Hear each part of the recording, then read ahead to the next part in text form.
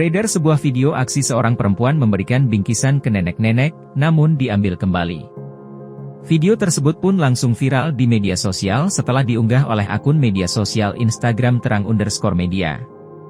Dalam video yang berdurasi 26 detik itu, terlihat seorang nenek yang duduk di teras sebuah rumah.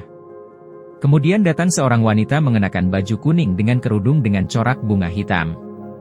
Wanita tersebut tampak memberikan sebuah bingkisan ke nenek tersebut. Setelah memberikan bingkisan, wanita itu mengarahkan nenek untuk bergaya ke arah kamera. Nenek itu pun langsung memperlihatkan bingkisan itu ke arah kamera. Namun, setelah difoto, wanita itu malah mengambil bingkisan itu kembali.